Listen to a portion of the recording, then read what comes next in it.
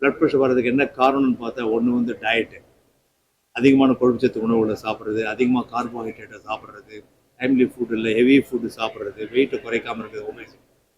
Second வந்து salt consumption. Salt வந்து நம்ம சாதாரணமாக வந்து நம்ம இந்தியாவில் வந்து 12 கிராம்ஸுக்கு சாப்பிட்றாங்க சால்ட்டு. ஒன்லி நம்ம recommended dose world health organisation WHO கொடுக்குற டோஸ் வந்து 5 கிராமுக்கு கீழே தான் சாப்பிடணும். இது எல்லாருக்கும் போய் சேரணும். யாருக்கு வீட்டில் சமைக்கிறவங்க அம்மாவோ அப்பாவோ, அம்மா தான் சமைக்கிறாங்கன்னு சொன்னால் அவங்களுக்கு தெரியணும் 5 கிராம் உப்புக்கு மேலே சாப்பிடக்கூடாது, நம்ம பையன் நம்ம வீட்டில் கணவர் சாப்பிடக்கூடாதுன்னு அவங்களுக்கு தெரிஞ்சுக்கணும். ஏன்னா நிறைய வந்து வெஜிடபிள்ஸ் வாங்கினா அதுலேயும் உப்பு இருக்குது, அந்த உப்பு மறந்துடுறாங்க. இவங்க சாத்தில் வேறு உப்பு போட்டு வடிக்கிறாங்க. மறுபடியும் இதை எடுத்த உடனே மறுபடியும் கொஞ்சம் பத்தலைன்னு சொல்லிட்டு இன்னும் கொஞ்சம் சூப்பு கொஞ்சம் கேட்டால் சூப்பில் உப்பு போட்டுக்கிறாங்க.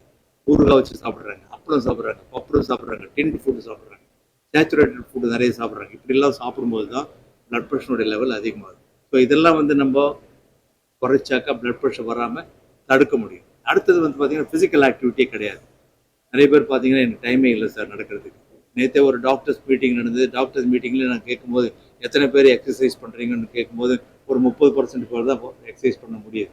டாக்டர் வந்து என்னால் ப்ளேம் பண்ண முடியல. காரணம் என்ன, எல்லா டைம்லையும் அவங்க ஒர்க் பண்ண வேண்டியதாக இருக்குது, அதனால் அவங்க போகிற டைம் இல்லை அப்படின்னு சொல்கிறது அக்செப்ட் பண்ணிக்கலாமானாலும் இல்லை, அக்செப்ட் பண்ண முடியல எங்களாலேயே. ஸோ நிறைய பேர் பார்த்தீங்கன்னா ஐடியில் ஒர்க் பண்ணுறவங்க நம்ம டைமே இருக்காது. காலையில் 7 மணிக்கு ஆனால் நைட்டு 10 மணிக்கு வர்றாரு வீட்டுக்கு. அவருக்கு டைமே இல்லை நடக்கிறதுக்கு. அப்படின்னு சொன்னால் அட்லீஸ்ட் வாரத்தில் சனிக்கிழமை ஞாயிற்றுக்கிழமை லீவ் எப்போ இருக்கோ அப்போது போய் கொஞ்சம் நடக்க ஆரம்பிங்க.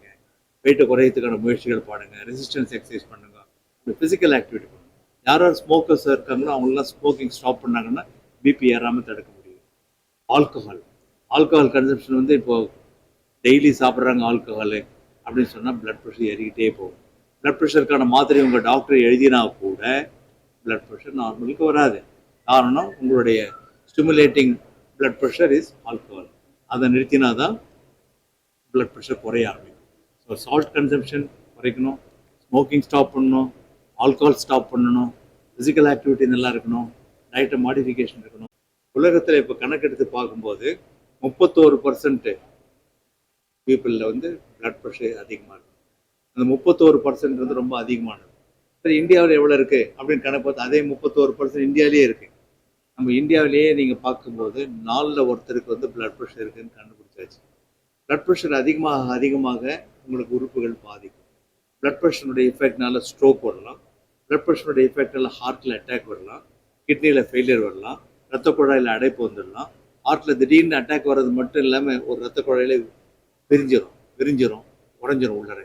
அது வந்து ஒரு டிசெக்ஷன் சொல்லுவோம். உடனே அர்ஜென்ட்டாக பார்த்தாகணும், இல்லைன்னா இறந்துருவார் பேஷண்ட். அப்படி இல்லைன்னா இருதய துடிப்புலாம் மாறி மாறி அடிக்கும். அதுவும் வந்து கொஞ்சம் டேஞ்சரஸான ப்ராப்ளம்.